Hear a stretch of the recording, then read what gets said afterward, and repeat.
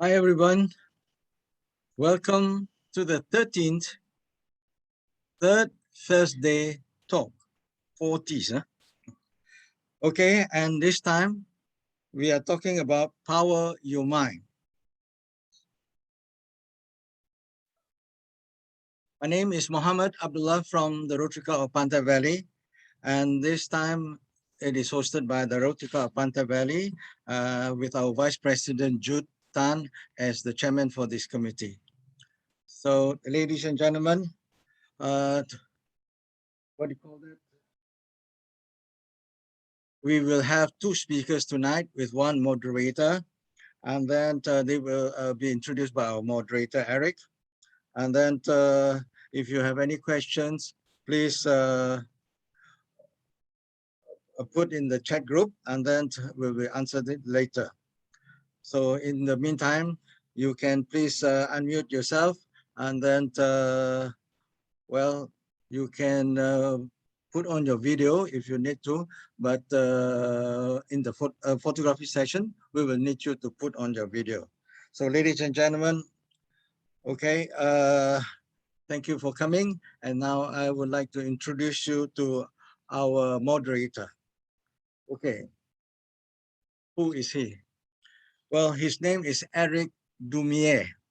I call him a Frenchman living in Thailand now, staying in Singapore, working in Singapore and staying in Malaysia. He's an international firm.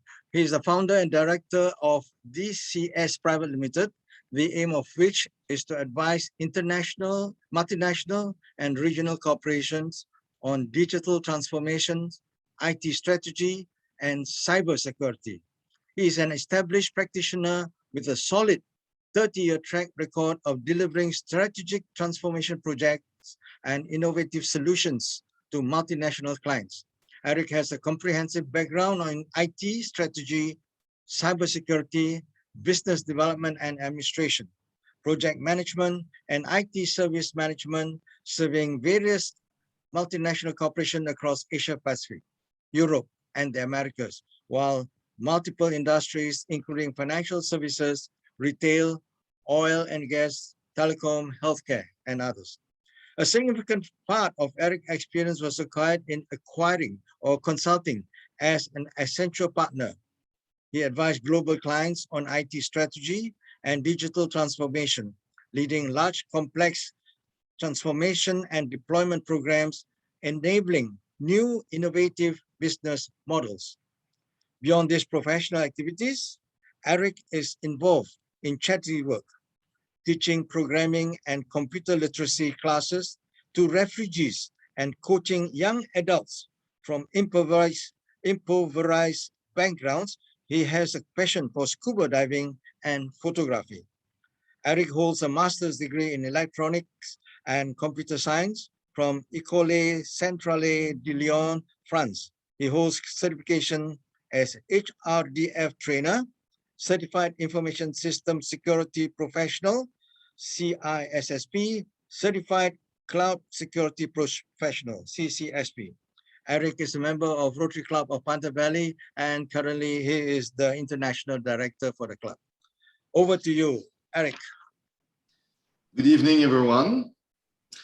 So just to introduce the theme for this evening, the National Health and Morbidity Survey, NHMS, conducted by the Ministry of Health in Malaysia in 2015, revealed that the prevalence of mental health problems among those 16 years, 16 and above, is 29.2%, which means that 1 in 3 Malaysians have mental health issues, with the highest prevalence among those aged between 16 and 19 years old, as well as those from low-income families.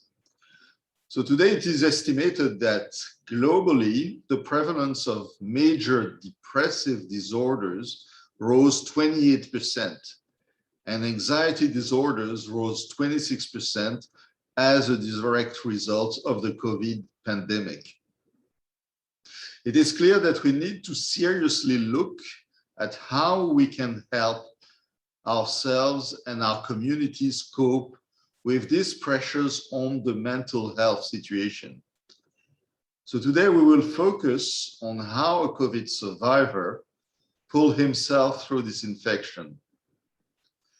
He will share some of his strategies that gave him the mental strength to pull through.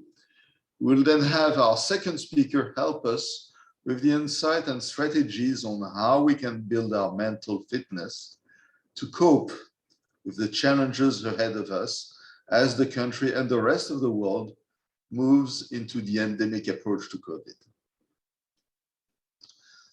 So let me introduce our first speaker. So Christopher Jude Anthony is age 55.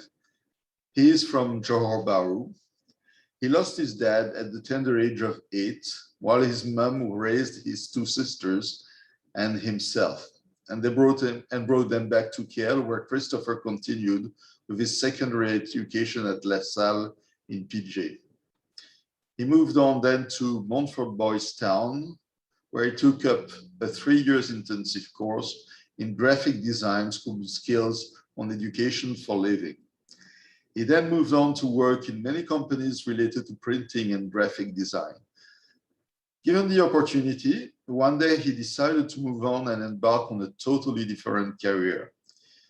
He went on into quality assurance and had a great opportunity again to work in many Japanese automotives and electronic manufacturing companies.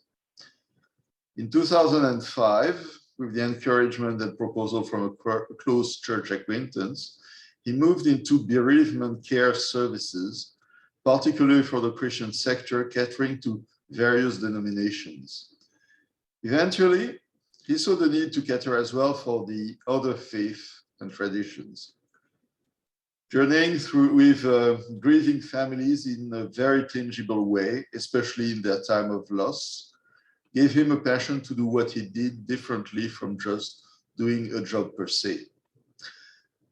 He found wholesome satisfaction and up to this day, continue to journey with families in their hour of loss and need. He's married with 2 boys and a girl aged between 21 and 28. All of the 3 of them work for the company now. His 2 sons are qualified morticians trained to embalm and preserve the dead for funeral rites according to their respective faith. He continues with diligence and utmost passion in service to his calling with his chosen tagline for Trinity Funeral Services, simplifying life's most vulnerable decision. So let me hand over the floor to Christopher Jude Anthony. Thank you very much, Eric. It's an honor and an opportunity given by the Rotary Club of Pantai Valley for me to share on this topic of COVID, developing mental fitness and how I myself went through this struggle and pulled myself up into being and to recover from where I was when I was first admitted. I think I don't need to introduce, Eric has already done that part, but to the listeners out there, please allow me to share the little of my experience that brought me into the wilderness and gave me fresh ideas and thoughts of who I am, what I am, and the direction I will lead for others who will have the opportunity to think positive and move forward despite the fact of the pandemic that is very serious and affected many of us, not only in Malaysia but throughout the world.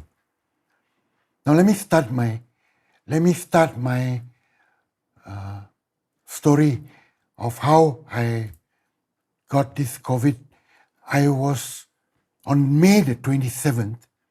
When May 27th, I was, upon going to work, I realized that I had fever.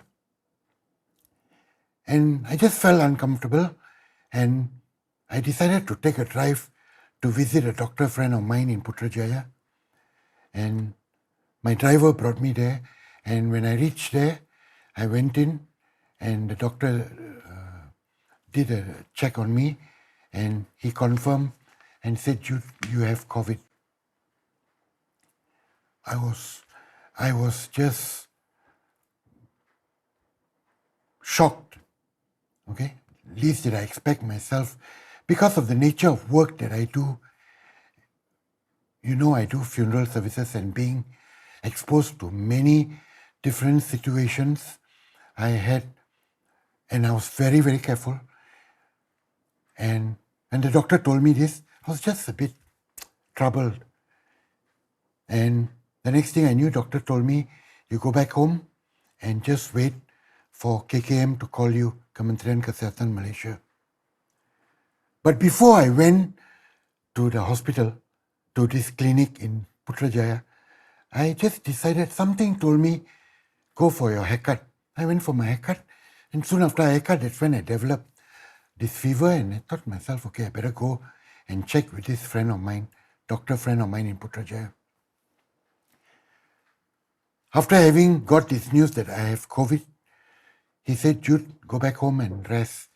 Take it easy, don't worry too much. And I went back home, very troubled. Didn't tell my staff. Yeah, and I returned back home. Took my bath, and I went off to lie down.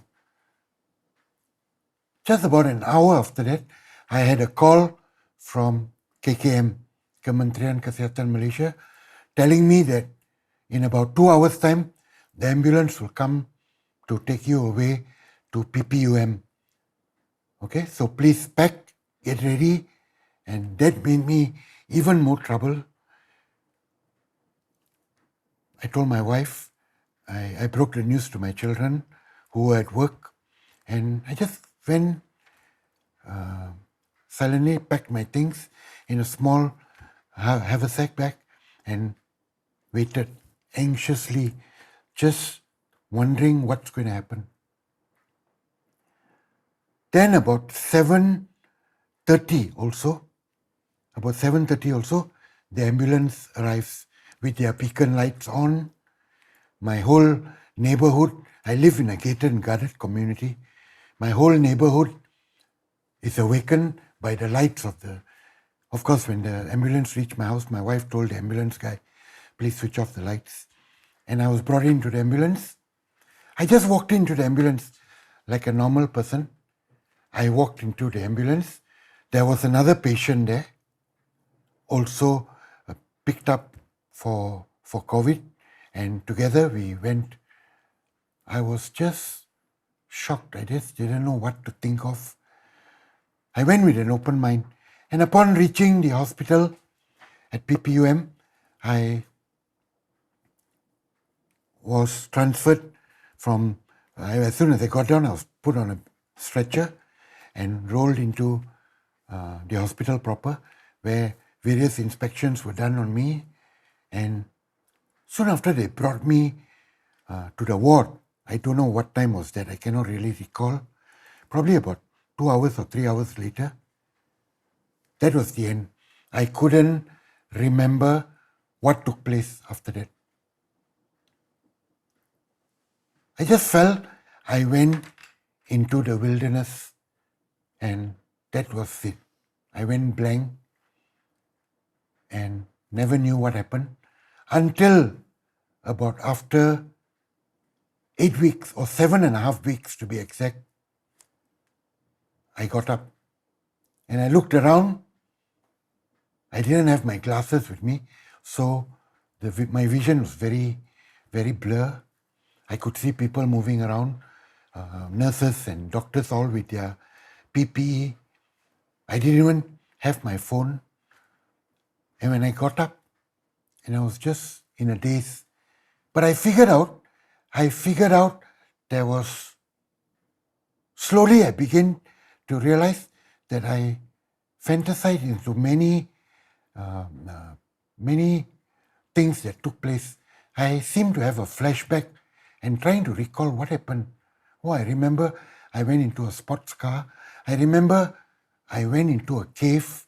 I remember, and things were rather very sheepish to me, feeling a sense of, I don't know whether to have this sense of gratitude or to have this sense of fear, but I just kept cool. It was like a dream. And soon after that, doctors came, nurses came, and they started to whisper to me and slowly talk to me and told me, you know, Christopher, what has happened to you? They addressed me as Christopher, that's my first name. And I slowly began to experience joy, a sense of joy and well-being that I'm alive. Nurses began to tell me a little bit about what took place, what happened to me. And of course, for me, it was what month is it now? What day is it now? What time is it now? I was just totally lost. And of course, the first things I asked the nurses in the hospital was for my family.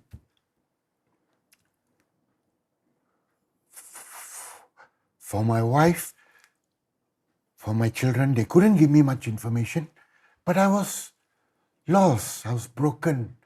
I just wanted to hear some familiar voices, and this gave me a lot of pain.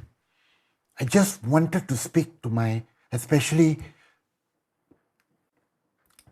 to my children, to my eldest son. But there was no means of communication because my phones were taken away by children as soon as I was admitted. So but they said, the nurses told me, don't worry, your children will call and we'll put you through video call.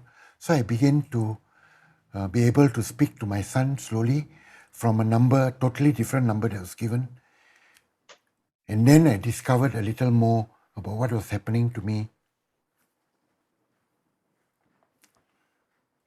Soon after that, the doctors told me that that I had a wound, a sacral wound on my back, and I could begin to feel the pain.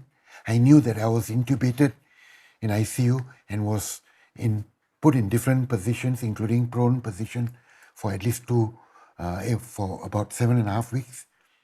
And after that, my craving was to just go back home, to see my family, and I began slowly craving for certain things, especially food, which was the thing that I love so much. Craving for food, craving for people I wanted to meet so badly, especially the members of my family. And there's so many things that were running in my mind, my business, my friends, my associates, my loved ones. Then, after I recovered and doctors gave me permission to be transferred to a rehabilitation center, I was transferred to Region Hospital. And from Region Hospital, after 2 weeks of rehabilitation, I was transferred again to PPUM because I had bleeding in my stool. But God be praised, like in all things, I just thought of the good things in life. I had a passion for people. I had a passion in the work that I did, especially with grieving members of the family whom I would help to host or to run funeral services for them. So I did it very personally, very privately for families.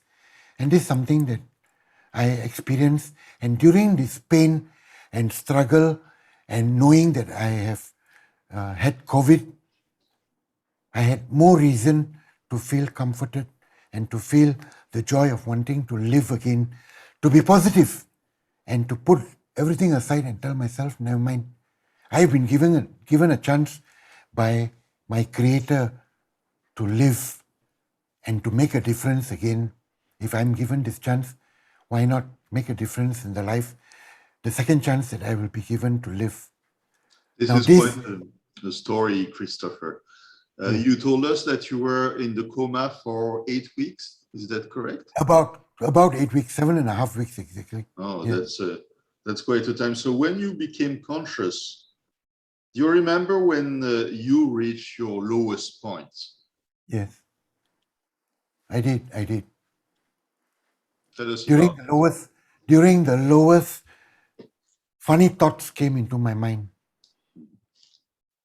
Especially knowing what COVID could do to someone. And prior to me getting COVID, I experienced many COVID cases. I didn't have the opportunity to facilitate many deaths of COVID patients, but you know, the wakes for COVID is none at all. Straight from the hospital to their place of crematorium or to the burial grounds. So all this gave me, it created some form of fear in me. But at the same time, I told myself, no, I will move forward and see what I can do to think positive and make my mind free of this worry. So So you that was, decided basically that you could not go down this negative slope, right? So no, what made you do that? When did you take the decision to heal yourself? I kept my faith very much alive. Not that I'm a religious person, but I kept trusting to my Maker, whom I would always pray to and ask Him, God, if you give me another chance, I'll make my life more meaningful. And that gave me a sudden jerk and a push to make a difference, to live life differently if I was given that opportunity, Eric. So you had a long path to recovery, a path which is not finished yet. So Yes. what were you thinking, or what are you thinking and saying to yourself that keeps you on the recovery path? Okay. Very, very clearly was members of the family that gave me so much of hope, that gave me so much of direction, that members of my family, my friends, those whom are associated with me through church networks, those who have been associated with me through the work that I've done with them in funerals related services. This gave me reason and meaning and so much of hope and joy that I would recover. And along with that, the other passion that I had was with food. I would travel miles to eat good food. Mhm. And I had this craving and this desire to just want to eat the things that I miss very much in life. And this gave me joy. I would ask my family, my sons, my mother, my sisters, can you get me this? Even if I didn't have a fantastic appetite, but the thought of having it right in front of me and I could just take one or two mouths gave me so much of joy and a reason to go on. And I would just ask, and my family would tell me, you wouldn't eat. I said, never mind, I still want it. And friends would just, they are not allowed to visit me, but they'll just come to the hospital or they'll just send it to the counter and get the nurses or someone to send it to me, to my room. Families, friends, and food. But how did you cope in the hospital, since the family and friends could not really come to see you, and food in the hospital is not that great, as we all know, right? So Yes. how did you manage? I cried. I cried. I had sleepless nights. I would call my son as soon as I got a number, I would call my son and cry to him because I couldn't sleep. There are 3 shifts in the hospital, and all the 3 shifts, I had a traumatic experience in the hospital, in the COVID ward with 20 patients, and I could hardly help myself. I could hardly lift my finger to feed myself, so I wouldn't eat. I would just take some biscuits. I get my cleaning up, or they call it wiping up, at about 4 o'clock to 5 o'clock every morning with cold water, and I just cannot sleep in anticipation of the nurses coming at that time to wind your screen and to wipe you up with cold water. Gave me the shivers. Just wanting and waiting for the doctors to come in the morning and to tell me, Christopher, this is your progress. And I'll tell the doctors every day, 6 to 7 doctors will be surrounding me, professors from PPUM and UMMC. And I just look at the doctors and the joy on their faces, even when they have to tell me something, I just smile at them and I feel so comforted. It gave me a totally different feeling about COVID because I found in the faces of these doctors, I could see smile and I could see me moving forward. Even having known the situation that I'm in, the doctors told me very clearly what I'm going through. And looking at the size of my wound, my sacral wound on my buttocks, that made me even more frightened. But each time the doctors came around my bed, not one, 5 to 6 of them, I felt so overjoyed. Christopher, your story is particularly touching because we all know someone in our families or with friends who had COVID over the past period. Some of our friends, some of our family members, unfortunately, did not survive. And I think that this pandemic is not still completely over. So this is still a danger to quite a number of people. I'm going to open the floor to the audience for any questions that they might want to ask. I'm waiting for questions to appear on the chat. Please post your questions to Christopher on the chat. So let me also understand, the role of your families and friends. How did they support you during this ordeal? Well, because of the fact that I was intubated and I had a tracheostomy done on me, I could hardly speak. Now it's much better, but I could hardly speak and I get tired very fast as I talk. Many of my friends would call my wife and my family regularly to find out my progress. And they just wanted to see me on a video call to see my progress and feel overjoyed seeing me alive and with so much of hope. There was a time when the doctors gave up and told my family, Jude, Christopher won't make it tonight. And I won't make it tonight. But to hear. Yeah, but when I saw the video, which my family showed me, one thing that keeps ringing in my mind, something that I will always tell people in my faith, one caption which comes from a note from the Bible, which says, for you, Christopher, or I would say to many people, surely goodness and kindness has followed you all the days of your life, and you are certain that you will, sooner or later, dwell in God's presence. So this gave me reason to understand that I had a purpose, and I was so lifted and overjoyed when some people whom I didn't even know send messages, and my wife or my children would read to me these messages. This support and emotional strength made a lot of difference in my life, made a tangible difference in my life. And I told myself, oh, I need to do more on this earth. Mm-hmm.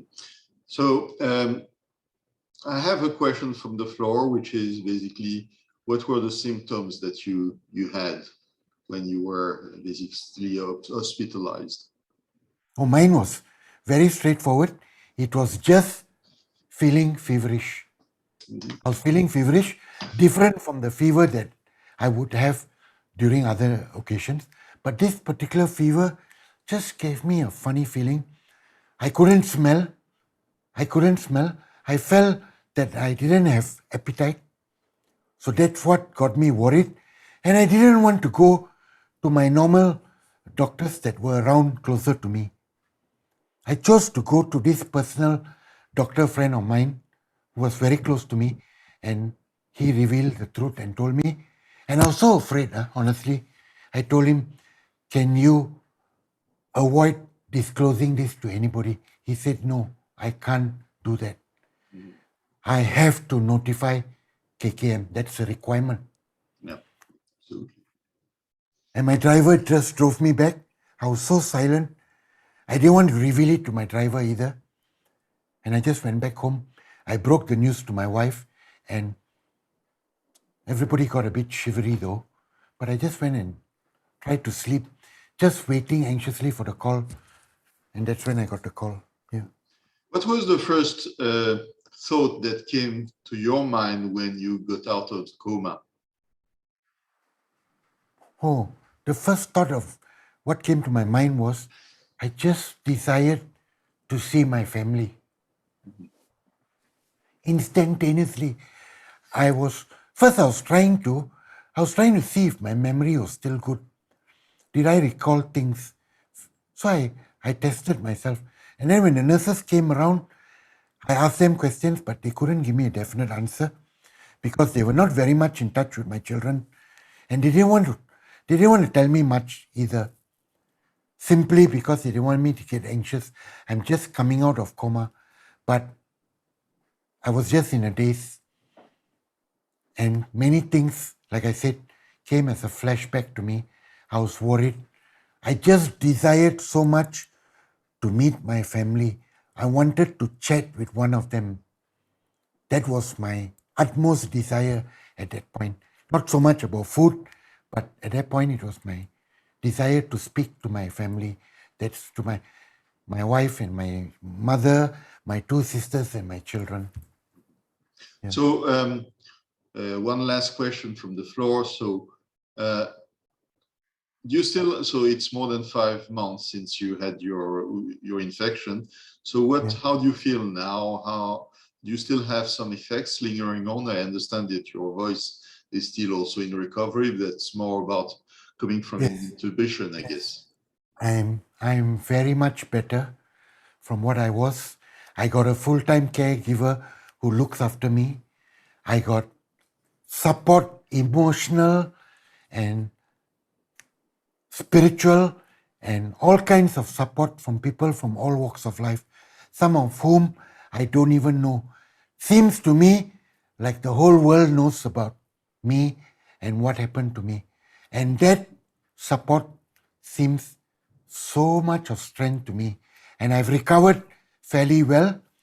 The sacral wound that was initially there after I was discharged from PPUM and went to region, and the last hospital was Subang Jaya Medical Center, where 4 doctors attended to me, the cardiac surgeon, Dr. Kannan, the wound surgeon, Dr. Mohana, the gastroenterologist, Dr. Datin Sharmila, and Dr. ENT, Dr. Puravi, did an awesome job on me. And I would say I'm 80 to 90% recovered, except for my wound, which is slowly closing up. And doctors told me, Jude, we know you're very anxious. You are on the move, but take it easy. Go slow. Okay?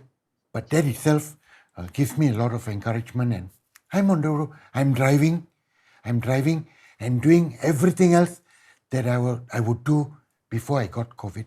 Mm-hmm. Except that I cannot sit down for too long. I have to be on a tilted position even as I sleep. But I'm recovered a whole lot. Okay, that's quite an ordeal that you went through, and we all understand and we all appreciate this. And it's probably giving you a different perspective on life. If you could summarize in just a few words, what you have, what you have gone through and what you've learned during this really tough period of your life, what would you say? The thing that always echo in my mind, if I could quote the words of Stephen Grellet, always plays on my mind. The words of Stephen Grellet, who says this, that inspires me. Stephen Grellet says this: I shall walk this way but once. If there's any good that I can do, or any kindness that I can show, let me do it now. Let me not defer nor neglect it, for I shall not pass this way again. So these very words of Stephen Grellet echoes in my mind continuously. What you give in life is what you get. So my passion for people with a sincere relationship in doing good, in showing compassion, God has been compassionate to me.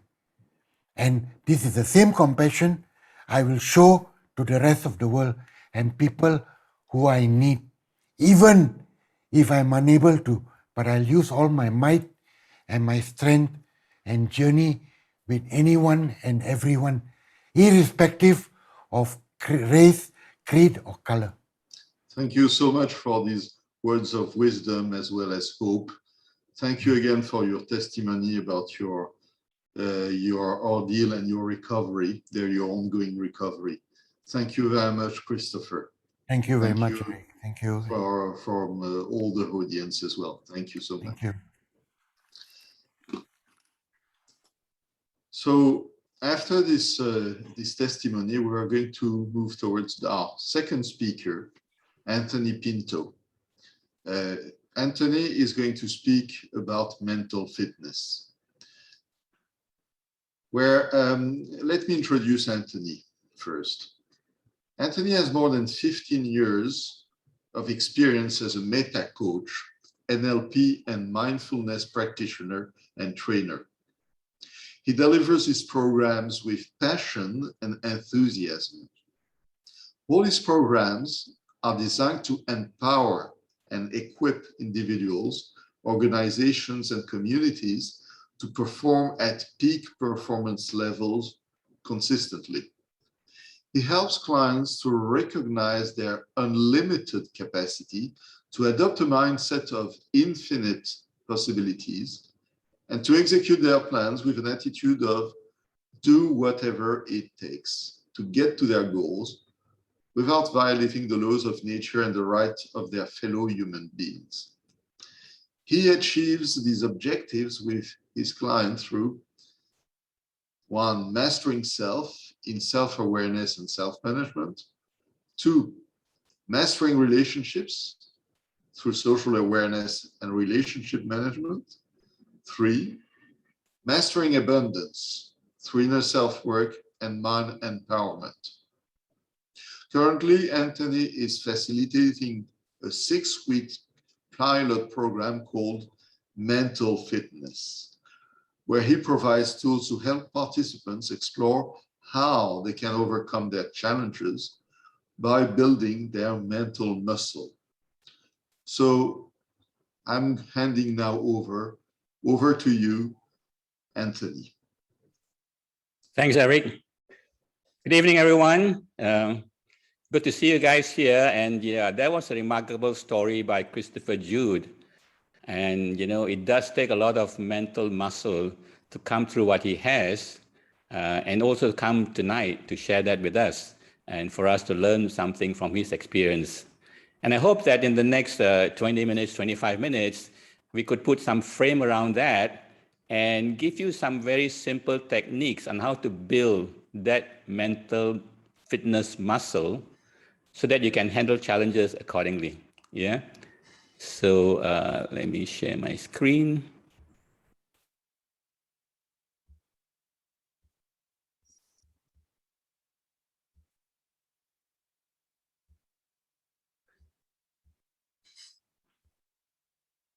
So my intention this evening is basically to, in the short time that we have, to give you that flavor of what it takes to build mental fitness and you know, how to then build on that foundation for the longer term. The topic for our session tonight was Power Your Mind, Developing Mental Fitness in the Face of Unexpected Challenges. Good news and bad news. Developing mental fitness is the good news. In the face of unexpected challenges, it's the wrong time to develop mental fitness. If you don't have it then you're not going to have it, yeah? So you really actually develop mental fitness before the unexpected challenges show up in your place. So what stresses have you experienced over the past 24 months, given the COVID pandemic and technology disruptions? Do you feel that your negative emotions have hijacked you once too many times? Do you wish that you could get the results you want in your life with much less struggle and stress? Because as long as we are struggling a lot and having a lot of stress to get what we want, there's only one message we get from that, that is that we are not mentally fit enough. So let me tell you this story about these two wolves that this chief of the Cherokee tribe talked a long time ago. He told his grandson that there's a battle of two wolves inside us all. One is evil. It is anger, jealousy, greed, resentment, lies, inferiority, and ego. And the other is good. It is joy, peace, love, hope, humility, kindness, empathy, and truth. And the little boy looked at the chief and said, yeah, who is going to win this battle? And the chief said, the wolf that wins, the one you feed. So which one are we feeding in our lives? I started my journey on this battle with the wolves in my head many years ago.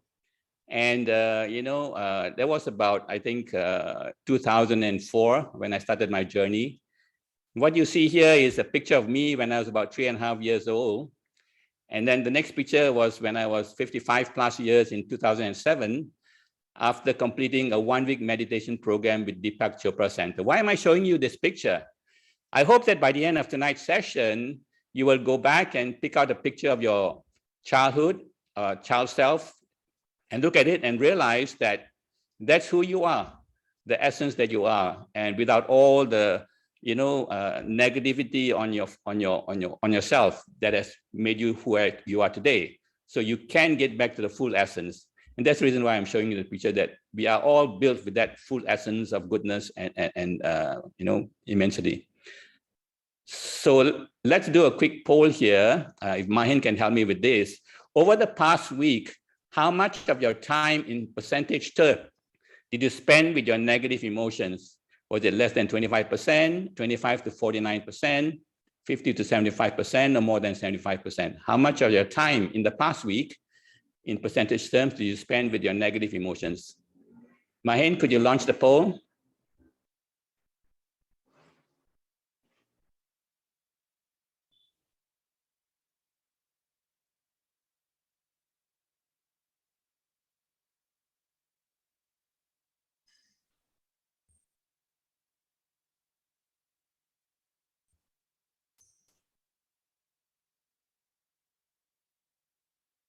Is Mahin there? Yeah. Yes, Anthony, the poll is launched already. Did you Is see? it? Yes. I don't see the. Anthony, maybe you want to read it out to Anthony. Okay, once they stop, I will share with you. Okay. Okay. We're still having answers coming in. We have 61 out of 104 participants who have answered. Okay, I need to stop my share to. Yep. Still coming in, 65. We have 70. Okay, another 10 seconds and we will stop and share the results. Okay, still coming in. All right, we have 74, last 5 seconds. Okay, we end and we're going to share.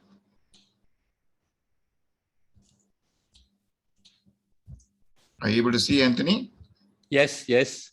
So Okay. we've got about 53% spend less than 25% in the negative emotions, about 34% in the next category, 7%.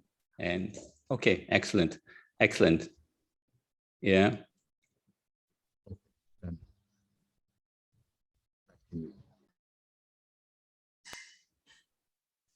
Oops, what happened here?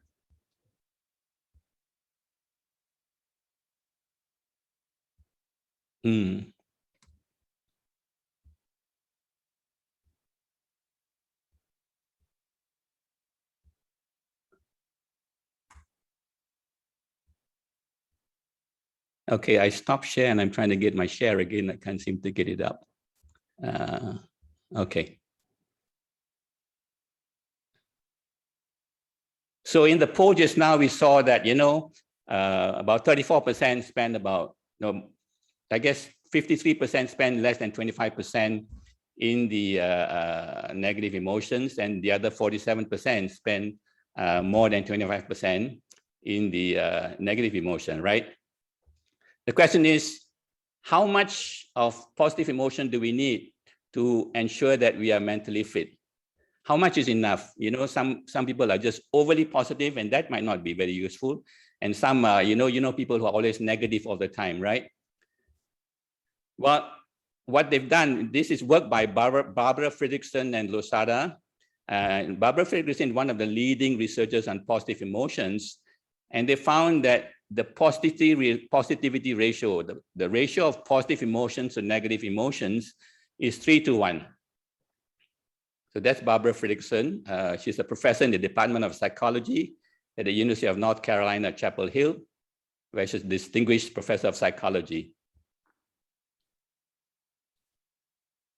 Oops.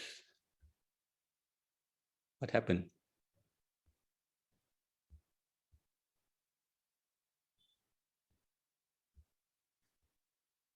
Okay, so the tipping point is 3:1. Now, when you, on a weekly basis or a daily basis, you spend 3 times more time in the positive emotion than the negative emotion, then we say that you're at the flourishing range. That means look at overall well-being. That means you're in the well-being area, basically. Now, what they found generally was that most people were spending their time in the 2:1 ratio, which means there's not enough, basically. So they're languishing, which means they're really not all that happy, but they're not in mental illness. But those who are doing about 1:1 ratio, these are people who are in the mental illness category, basically. So there is a measure on how we can determine whether we have the positive emotions or not, and that's working for us or not, yeah? So then what is mental fitness then?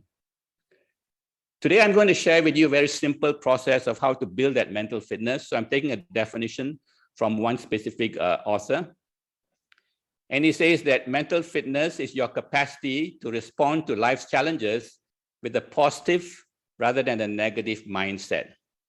Now, what's important in this definition is that it must be, doesn't give any connotation. Mental fitness cannot give any connotation to any kind of mental illness or mental health issues, basically. Yeah, so that's the main thing. Mental fitness must also be able to be understood by the general community such that we understand like physical fitness. What is physical fitness? We know what physical fitness is because we know how to get physically fit, exercise and going to the gym and do whatever we can, right? So mental fitness needs to be understood in the same way. And mental fitness must also be measurable. And there must be a way of building mental fitness. And you can see now there are yardsticks to measure it. And I'm going to also tonight give you some other yardsticks to measure mental fitness. Because when you are mentally fit, then it will be having impact on your peak performance, on your peace of mind and wellness and healthy relationships, as we saw just now, as far as your well-being is concerned. And, I'm drawing from Shahzad Shamin. He's the author of the New York Times bestselling book, Positive Intelligence. And he lectures on positive intelligence at Stanford University. He's a preeminent C-suite advisor, and Shahzad has coached hundreds of CEOs and their executive teams. His background includes a PhD in studies in neuroscience, in addition to a BA in psychology, an MS in electrical engineering, and an MBA from Stanford.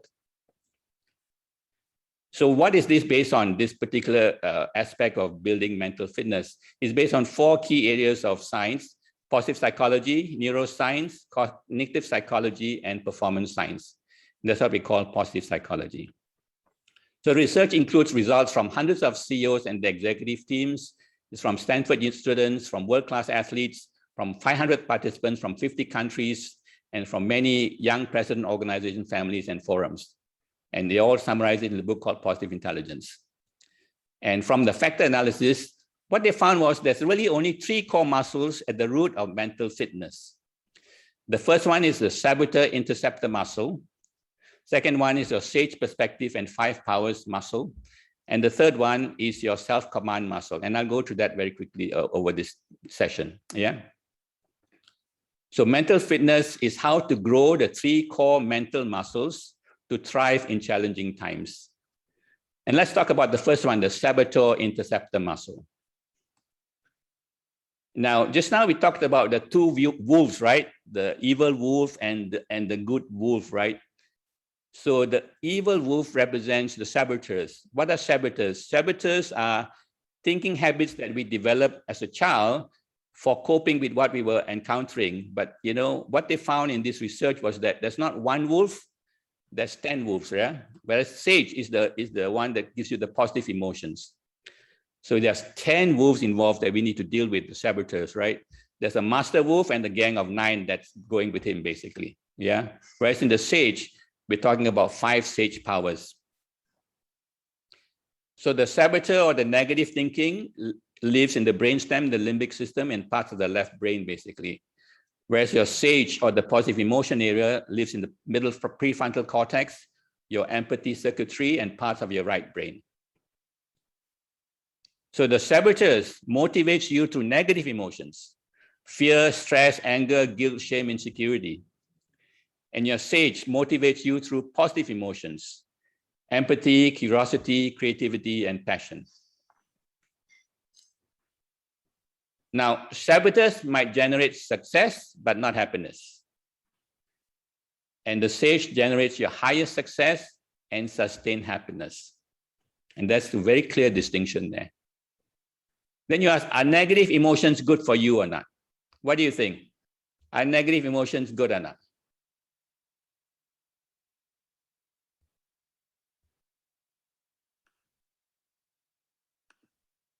Well, let's find out. Is pain good for you? Let's say you put your hand on a hot stove. If you're not feeling any pain, what will happen? You'd leave your hand there, right? And then you get it burned completely. So pain is good in the sense that it tells you, wait a minute, I'm feeling something that's not good for me, and you can take your hand off the hot stove. And negative emotions are just the same. Only helpful for 1 second as an alert signal. So if you have a negative emotion, it's an alert signal that you're in the saboteur mode, not in the positive emotion or sage mode, basically. So staying in negative emotions hurt your ability to see clearly and respond with empathy, curiosity, creativity, or laser focus action. Yeah. So negative emotions all come from the saboteurs. So I said there were 10 of them, and the master saboteur is the judge. And who is the judge?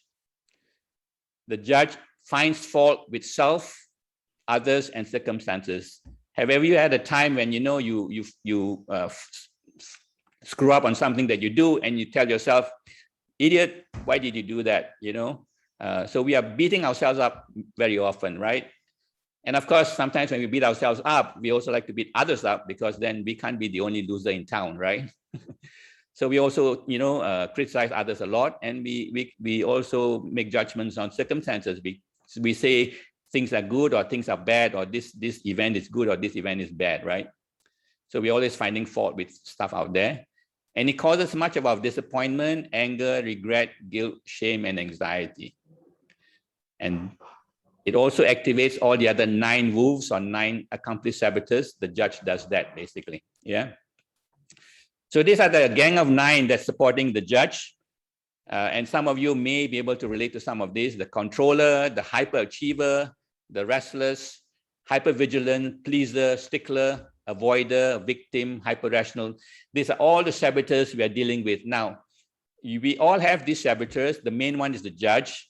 But for some of us, either 1 or 2 or 3 of these are stronger than the rest in terms of the saboteur. Like for me, one of my strongest saboteurs is a stickler, which means that I pay a lot of attention to detail, and sometimes paying too much attention to detail can delay decision-making.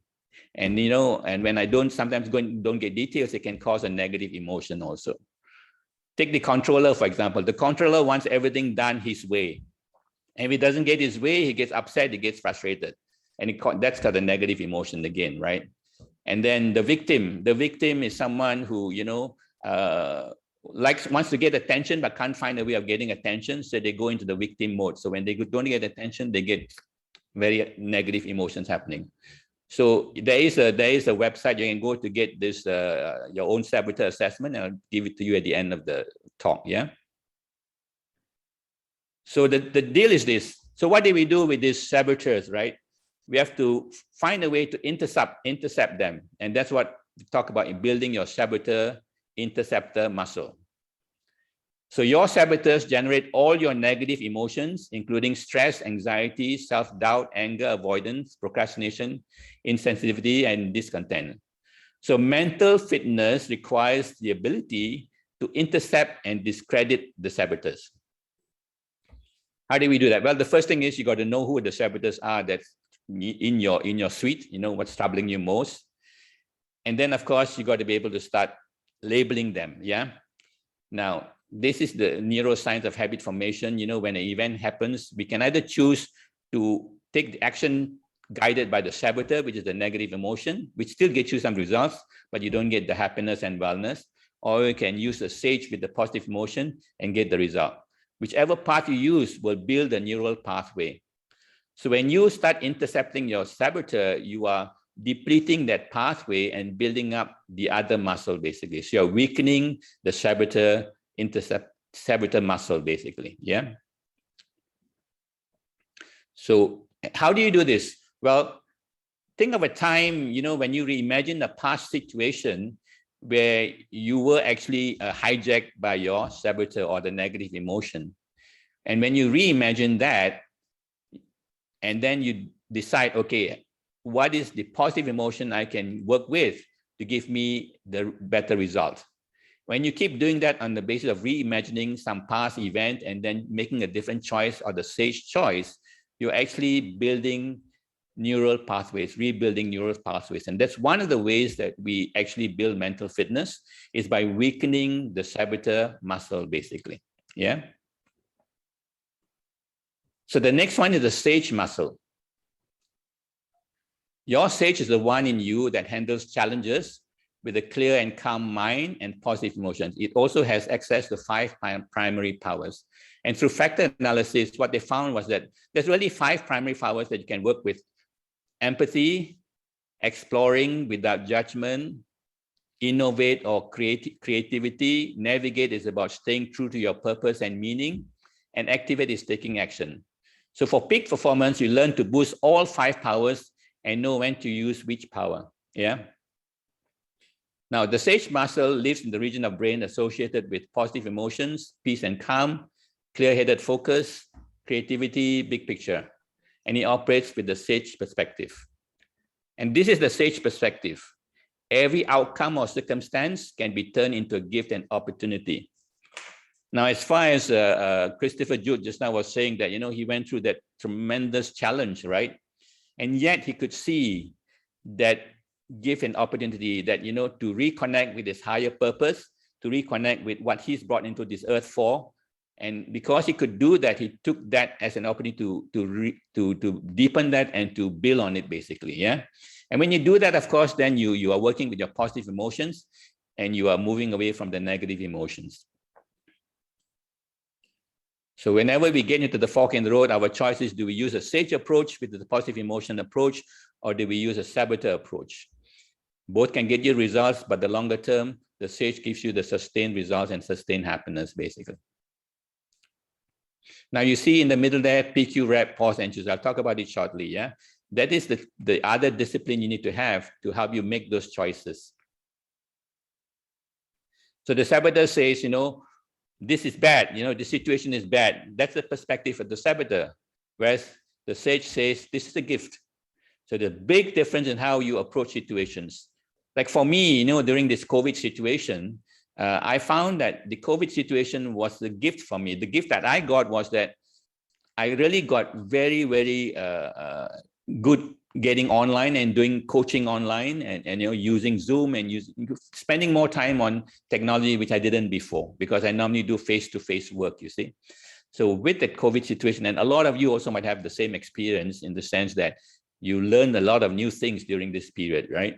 Yeah, and during this period also, I had a bit more time to myself, and I probably read about, you know, 5 or 10 books. I can't remember now how many, yeah? So the question is this: which perspective is true? The saboteur says this is bad. The sage says this is a gift. The answer is whichever you believe becomes true. It's a self-fulfilling prophecy. But if you believe the saboteur and he says it's bad, then you're just going to, strengthen that negative emotion pathway, and you're still going to get repeated saboteur or sabotaging of your own activities and results. And you use the gift or the sage gift, and you find a different pathway from that. So whichever you believe becomes true. So the choice is, how am I going to use the sage muscle? How am I going to see the gift and opportunity in every challenge that I encounter, as opposed to say, oh, this is bad, or that is evil, or that is not good for me. Yeah. And then, of course, developing the 5 sage powers. And tonight, I don't have enough time to go into those details of the 5 powers. The other one is a self-command muscle. Now, what is this? We call it positive intelligence or positive intelligence quotient repetitions. Yeah.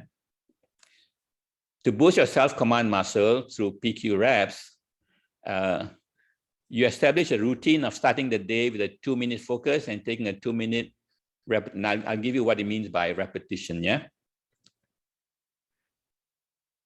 So now, everyone, I can't see everyone here. We say 10 seconds of focused attention on one physical sensation. Now, I'd like everyone to just take your forefinger and your thumb and put it together and rub them together with so much attention that you can feel the ridges on the fingers. Do that. Can you do that? Rub them with so much attention that you feel the ridges on the fingers. Now, when you were doing that, you were not having other thoughts in your mind, right? You were just focused on that itself. So when we talk about building this command muscle, you are activating the sage brain. Because what is a thought? A thought that we have is always focused on something that happened in the past or something that's going to happen in the future. And so we miss the present. But when you can keep your mind the present, you are actually, from MRI scans, you're actually building up your positive emotion network. You're building up your sage brain, basically. And this is one of the practices you can do. Just, if you feel a negative emotion coming up, you just pause, rub your 2 fingers together and pay so much attention on that you can feel the ridges and everything else goes off. Yeah. So that's one practice you can do. Of course, there is a traditional practice that some of us have been doing, and that is called meditation, right? Meditation is a way of just keeping your mind present. So we're talking about the practice of mindfulness now. Now, there are other ways of doing mindfulness. For example, when you're having dinner, have you ever sat down and having a meal, and have you ever paid full attention to the meal, the colors on the plate, the taste of every bite that you have? Or are we eating our meals with a handphone, you see? Yeah. So the practice of mindfulness can also be done there. And for some, when they go do gardening, they can pay so much attention to the gardening. That's also being very mindful, because then your mind is not filled with thoughts of the past or thoughts of the future. Yeah. And all of these activities actually builds up your sage brain, or your positive emotional brain, basically. Yeah. Now, how much of that should we do? Well, the key is this: you want to get to the 3-to-1 ratio of your positive to negative emotions, or in our case, we say that when you do about 36 to 100 repetitions per day, you are building up your positive emotional brain, or your sage brain, basically. And that's the simplicity of the operating system. Yeah. If you're feeling negative emotions, your saboteur is acting up. So the alert for you is this: whenever you feel a negative emotion, you know you're in saboteur mode. Then you have to decide, how do I intercept the saboteur, right? So the way to intercept the saboteur is to label it and identify, is it the controller? Is it the stickler? Is it the avoider? Is it the victim? Whoever it is, or hyper-rational. Just labeling is exposing the saboteur and give you that pause to choose the sage way, basically. Yeah. So the biggest thing about the saboteur interceptor muscle is to be able to use the negative emotion as an alert to you that you're out acting from the saboteur. Yeah. So negative emotions are useful from that perspective. And then we say, do some PQ reps to quiet the saboteurs and activate the sage. So you can, just put your fingers together and rub them so that you pay attention to the ridges on the fingers, and that will quieten down the negative emotion, basically. Yeah, so it's one technique. But of course, as you do this on a daily basis, you build the muscle, you build the fitness to be able to quieten down the saboteur. First, of course, to label it and identify it and expose it, and then it will be quietened down. Yeah. And I'm finding that for me myself anyway, in terms of the stickler, when I get the stickler and I sort of, getting frustrated about detail, then I ask myself, wait a minute, what am I doing here? I pause, and then I can switch over and say, okay, is this detail important? Is it in the 20% or the 80%? And can I let it go or not? Yeah. And then to take the sage perspective that every problem can be converted into a gift and opportunity. Every problem that we encounter can be converted into gift and opportunity. But if we keep saying that this challenge or this circumstance is bad, we'll never be able to see the gift and opportunity. There's only one exception though, by the way. Yeah. When someone is grieving for someone they just lost, right? I mean, don't go and say, what's the gift and opportunity for that situation? That's ridiculous, right? Because grieving is not a negative emotion. Grieving is honoring and showing love for the person that you've just lost, basically. Yeah. So that's the exception to this. And you generate the gift by using the sage powers like empathy, curiosity, and all those positive emotions that you can feel, basically. Yeah. So is it really possible to just shift from saboteur to sage response, even in tough challenges? What's the answer? Yes, but the speed and depth of the shift depends on your mental muscle strength. So it does take work over time to build the mental muscles so that you can do it quickly. Because if you are just starting, of course, then you stay a bit longer in negative emotion, take you longer to get out of it, right? So success requires intense initial practice. Yeah. And you can't defeat a gang of 10 bandits or wolves by sending one new fighter per day for 100 days. So what it takes about 15 minutes to 20 minutes every day doing this, mindfulness practice, whether paying attention to your meal or paying attention to every different sensation that you can. For example, you can sit down for 5 minutes and listen to all the sounds around you and just paying attention to the sounds without judging or evaluating them, just listening for what they are sensing, right? You do it for 5 minutes each time, and you do it for 3-4 times a day, and you cover that period already. Or you can even sit down and feel all the sensations you're feeling in your body and just sensing the sensations and without judging or evaluating them, just feeling and being present with the sensations. Do that for 5 minutes, or you can sit down for 12 minutes longer, it's better. And that will build up your sage muscle. Yeah. And within 6 to 8 weeks, you'll find a new calm, clarity, and focus building up in you. I'd just like to show you this video now. Yeah. There is a tug of war inside your head between your saboteurs and your sage. Everyone has the judge saboteur, and then depending on your personality, 1 or 2 other saboteurs with names like controller, victim, avoider, or pleaser. On the other side, your sage has 5 great powers that are mostly untapped. You can easily learn to weaken your saboteurs and build up your sage. This increases your positive intelligence or PQ score, which is a measure of your sage versus saboteur power. And I'll show you research that shows your PQ score is very much tied to your level of performance, how much of your potential you actually reach, and how happy you are in life. And that if you want to increase performance or happiness in a sustainable way, either in yourself or in teams that you lead, your best bet is to focus on how do I raise the positive intelligence score. The special thing about lecturing at Stanford is that this is where it all started for me. We are equally screwed up.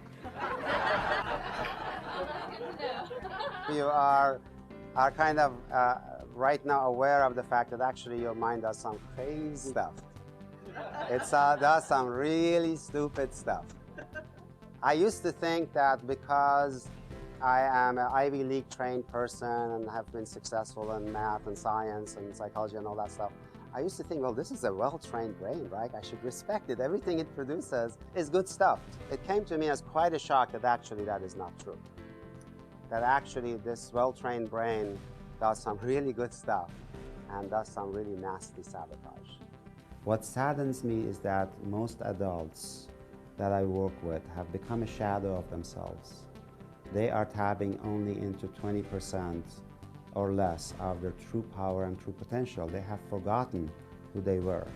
And the thing that excites me most about positive intelligence is that I'm helping people remember how amazing they are. And I'm giving them access back to their own great powers that they forgot they have.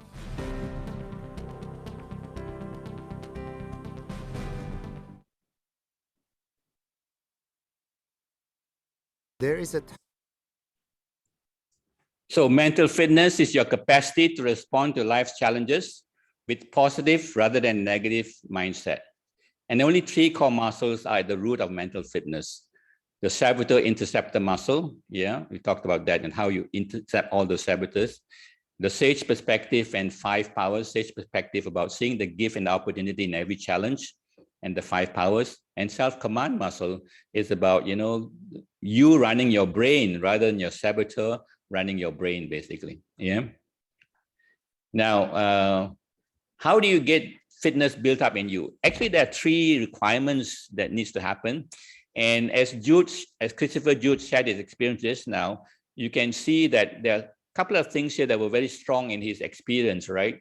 The first requirement to be able to have a sustained practice is to build relationships with people, new knowledge, new methods and processes, which means that you either have an accountability group or you have a coach or mentor. And in Jude's case, Christopher Jude's case was that he had his family with supporting him quite a bit. He had the doctors and friends that he could, kind of count on.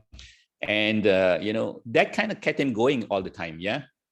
And then you got to have learn and practice new skills. For example, intercepting your saboteur, doing the PQ reps, just either paying attention to every sensation that you have or paying attention to the bodily sensations and doing it for 15, 20 minutes every day, or paying attention to the sounds that you hear, or, just being mindful about the meal that you're eating. Or sometimes when you're doing gardening, paying full attention to your gardening and doing it on a consistent daily basis, basically. Yeah. And the reframe, of course, is about the meaning, basically. And for Christopher Jude, the biggest thing that drove him there was that he had this, rekindle his meaning and purpose in life, his higher purpose in life. And he was so connected to that purpose that he just kept on going and kept on going. And that gave him all the mental muscle to come through that kind of a challenge. Yeah. So, just to make myself available to any of you who want to know more about this session or this building up your mental fitness, you can take a screenshot and you send me an email if you want to know more, and I can give you more information on this practice. Yeah.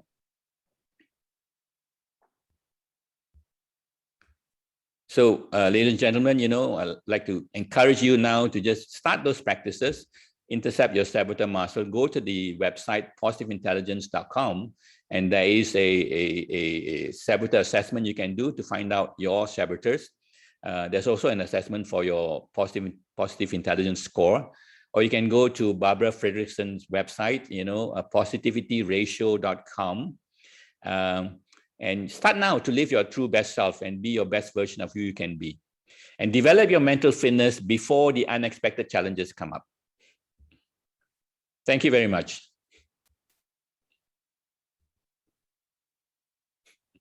Thank you very much, Anthony. Thank you for this very detailed and very precise presentation. So I'm going to invite the audience to ask questions using the chat, which I will refer back to Anthony. I will first ask this first question to Anthony. So you mentioned at the end of your presentation how it related, how basically mental fitness related to Christopher's recovery and how he connected to basically his higher purpose in life. however, you in your presentation, you mentioned as well that you need a lot of preparation to be mentally fit. How do you explain that? Well, Christopher always had his, purpose in life, and that's why he's doing what he's doing today, right? As he spoke in the introduction, he talked about how much he enjoyed what he's doing, how he was making a difference to all the people. So he was doing it already. Mm-hmm. And he used that mental muscle to take him through this big challenge, essentially. So it is not, you're absolutely right. It's not that it suddenly came up that the purpose, can pull him through, but he was there all the time for him. And he just reconnected with that. And that's why it worked for him, basically. I mean, if someone didn't have any purpose before and suddenly grabbed a purpose, that could even happen. Yeah. But yes, so at the end of the day, it's that purpose that takes you there, basically. Yeah. Yeah. Let's pick this term, higher purpose in life. Having a higher purpose in life means that the individual has a number of clearly identified principles that the individual tries to live by during his life, which means that there is a sense of good and evil, which brings me to the point where, you mentioned that negative emotions, you are talking about a number of negative emotions with the exception of grieving. Now, question that I might ask is that when you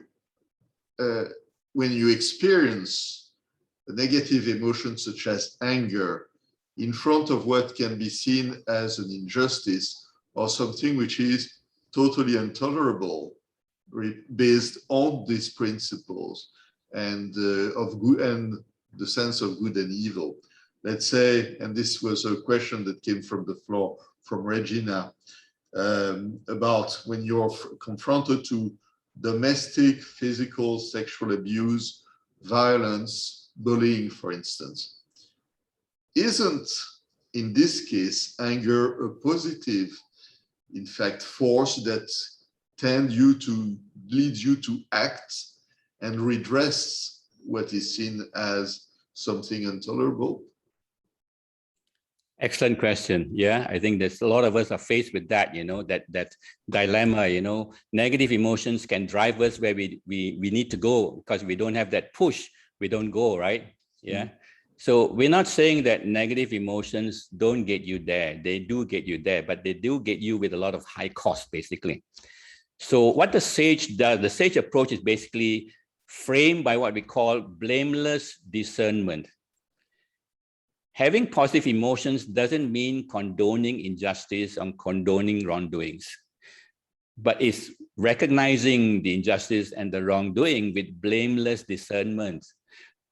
Basically, putting your mind in a state where you can actually take the right decisions. For example, number one, of course, having the empathy, the 5 SAGE powers, right? Having the empathy first, because, we know that whenever we get hit with a very big negative emotion, we will definitely get distracted from what we really want to achieve. And I guarantee every one of us have experienced that. You want to do something and then you get interrupted, or you get angered by someone, or you get a phone call, get you angry and all, get you negative, you lose your focus, right? And that's really a high cost, basically. Yeah. So the 5 SAGE powers is about first having empathy and then exploring without judgment. What is the next best step? I mean, for example, in during the COVID period, there's a lot of abuse happening, right? In increase in domestic abuse and all of that. So if you're all caught up with the emotion, you will not be able to take the proper action. Whereas if you just, quieten the saboteur and the negative emotion, it's okay to feel the negative emotion, but don't hold on too long. So it's alert and say something needs to happen. So you have empathy for yourself first. Your self-love will tell you, okay, what do I need to do now? So explore the different possibilities that you need to do, different ideas, and then connect with different people. Yeah, so that's what it is really. It's not about condoning the injustice or anger. It's about approaching with blameless discernment as a SAGE, essentially. Yeah. Okay. Thank you. Anthony. So I have another question from the floor. So how do we manage individuals who are constantly bogged down by the 10 wolves and they always drain others so much? So it's not easy to ask them to do the simple stuff to build up the stage. So how do we handle these? Okay, interesting question. The good news is this. Yes, we talked about the 10 wolves, and the master wolf is the judge, and then there are 9 accomplices, right? Typically, when you do that analysis, you'll find that really there's 1, 2, or 3 wolves or saboteurs that are stronger than all the others for anyone, basically. And so you deal with that. You don't have to deal with really 10 wolves, but the main one you deal with, of course, the judge all the time. Yeah. Now, so what if someone in your midst is consistently sabotaging you, whether as a controller or as a hyperachiever or hyper-rational and all of that, right? You still want to be able to be on top of that situation by adopting the sage perspective. Yeah. Now, if you're an employer and you have a staff that is always sabotaging the business, that doesn't mean take the sage perspective and let him continue. No. With a sage perspective, you can use blameless discernment and call in the staff, and you don't have to, when you use your negative emotions to deal with a situation, you're going to get the wrong decision. And you could make the wrong decision. But when you use blameless discernment and the sage perspective, right? For example, in the extreme case, I could say, what is the gift and opportunity in this situation? Oh, this guy is doing all of this. That might give me good reason why I should let him go. And then I can get somebody new and much better than that. You see? So, there's different ways of handling that. Yeah. So the blameless discernment is very, very important. It's keeping your head together and coming up with the right kind of solutions to the situation, essentially. I hope that answers that question. Yeah. Yes, indeed. So thank you for this, Anthony. I think that I will ask a last question because we're getting a bit over the time. There's a question which is, if you have an unshakable faith in God and you know that God will help you, will that be enough to overcome your negative emotions? Okay, does that mean that you don't have to worry about negative emotions? I don't understand the question specifically. Let me repeat it. If you have an unshakable faith in God and you know that God will help you, will that be enough to overcome your negative emotions? Okay. So do you have, so God will take care of everything for you? I don't know. Yeah. But I used to be a practicer of religion, but I don't do that anymore. Not because of anything, but because I see it differently. The higher self, the higher being that's there, right? My belief is also that, the higher being is giving you a human experience. How are you going to deal with a human experience with the higher being supporting you, right? So you still have to take action. You still have to do something about your own life of getting in the right direction, not getting to the negative all the time and destroying everybody else around you with the negativity, basically. Yeah. So the higher self demands that you also have the best human experience, because I heard someone say that we're not human beings having a spiritual experience. We're spiritual beings having a human experience. Now, if you look at from that perspective, that you're a spiritual being having a human experience, that means you want to make that human experience the best experience it can be for you and for everybody else around you. Which means that, yes, you are guided by your beliefs in God or any higher being, but you still have to take the action and make sure that, you deal with the negative emotions or negativity that comes up, and you work on the positivity, basically. Yeah. That's what I believe, essentially. Yeah. Okay. Well, thank you so much for this, Anthony. If you had to basically summarize your message in a few words to the rest of the audience, what would that be? Start now. Okay. Start now in the simple practice of just being mindful with regards to anything that you're doing, but start with just being mindful to your meals 3 times a week or 1 time a day or everything like that. Be mindful with sensations in your body for 5 minutes on a daily basis. You'll be amazed that within 6 to 8 weeks, you'll find a different calmness and clarity and focus coming into your physiology. Yeah, and that's how you do it. Once you get started, and then find peers and friends that can get together, because that's important. You know, the relationships of other supporting groups, accountability, and connect with your meaning and purpose. Connect with your meaning and purpose, and that's how you get it going. It got to start now, basically, because it's going to take time. You know, the muscles take time to build. Thank you very much, Eric. Thank you very much, Anthony. And I pass the floor back to Mohammed. Oh, thank you, Eric, and thank you, Anthony. Thank you all for speaking. Now, can I invite our friend Casey? Casey, are you ready? Yes, sir. Okay, are you ready? The floor is yours to thank the speakers. Thank you. All right. Very good evening, ladies and gents. This evening's session has indeed been very, very informative and also intriguing for all of us here, fellow Rotarians and guests.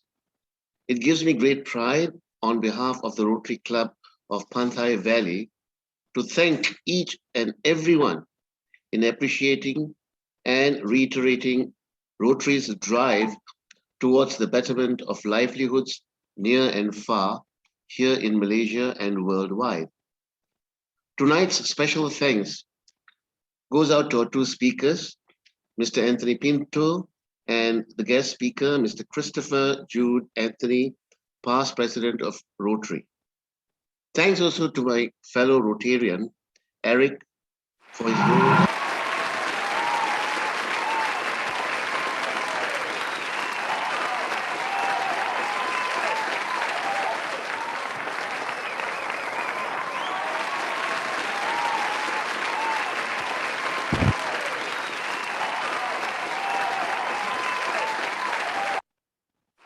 Right.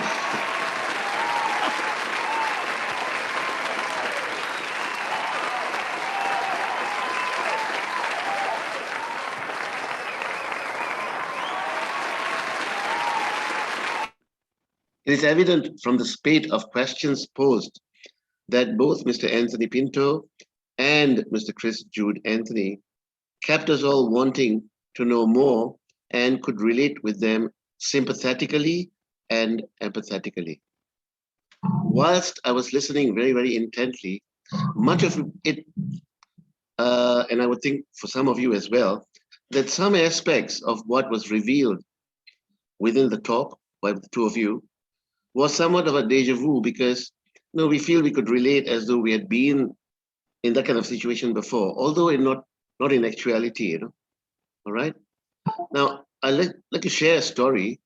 Some years ago, I had come across a book called The Agony and the Ecstasy. It was a biography of the Italian sculptor, Michelangelo, famous for his sculpture on stone of Hercules, and another one of the young lad, David, of the famed David and Goliath legend. All right. It gave a spellbinding account of Michelangelo's life from boyhood through to his last days. Now, remember, way back then, there was no internet, no TV, no social media, etc. But the power of one's mindfulness. What I and many of us would have learned from this is Michelangelo's steadfastness and single-mindedness to pursue his art form to perfection, despite all the trials and tribulations that he had to go through. I realized, like all of us here, as our speakers have unfolded, that the mind is what truly matters to keep us going, to maintain our equilibrium. And so the old saying, out of sight, out of mind, may not necessarily always be so. As Mr. Christopher Jude Anthony, who went through a traumatic episode when he was diagnosed for COVID-19, a very grave predicament revealed to us was that his focus and craving for his family and food came first. So, sir, might I add, hey, Jude, don't let yourself down. The mind really is our best friend and should be guided and molded in its best form to achieve positive, beneficial results. Thank you, dear speakers, from all of us here. A round of applause, ladies and gents. Thank you very much. Thank you, Mr. Tanker, Casey. Thank Well you, done. sir. Thank you. All right, now, ladies and gentlemen, if you need support, I think somebody will help you to share screen about where you can get the support. Yes. Wow!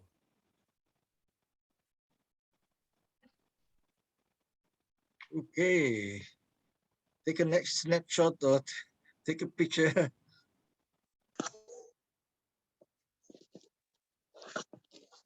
All right, ladies and gentlemen, before we end, can I invite can I say that for December, I was told that there will be no third Thursday talk. It was December is a holiday for all of us, and it resume 14 on January. So can I have the photographer to conduct the photo session? Okay, thank you, Chief Mohammed. Okay, everybody, can you have your videos on so we are able to see you clearly and take your picture with your amazing smile. So stop rubbing your fingers. You can do that later. So for the moment, just give us your best smile while we take all your pictures. Hang in there. Keep holding your smile. Okay, hang on. One more coming up. Next screen, because we're not sure which screen you are in. Okay, thank you so much. You can go back to rubbing your fingers. Thank you. Back to you, Mohammed.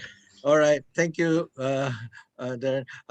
Can I invite the person who's going to organize the next third Thursday talk?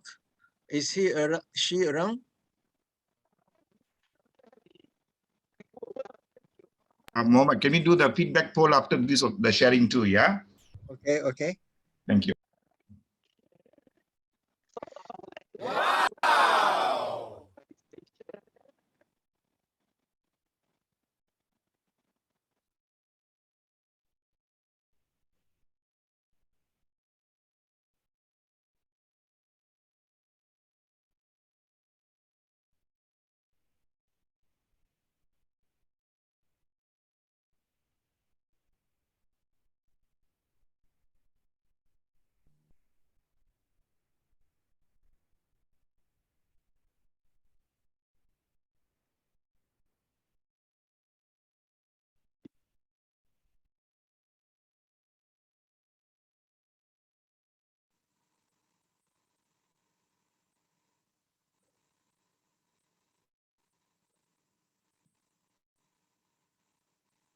If you see the next one, Mahin, these are the past ones.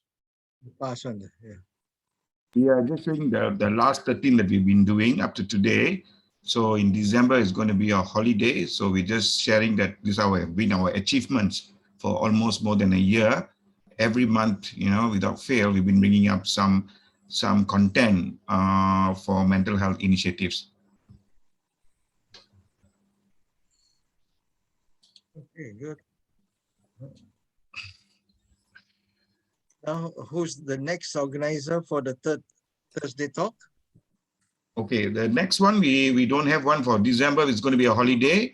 Before we end, we're going to do a quick poll of how was the feedback for today's webinar. It's going to be on your screen. Just give us your input now. Thanks.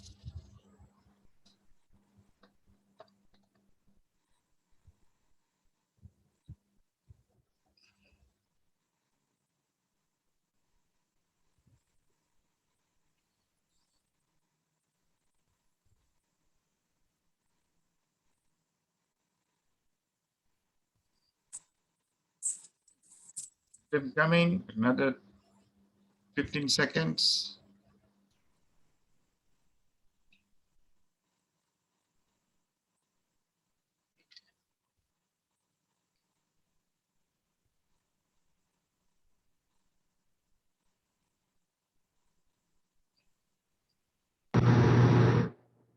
Okay, thank you everybody for the sharing.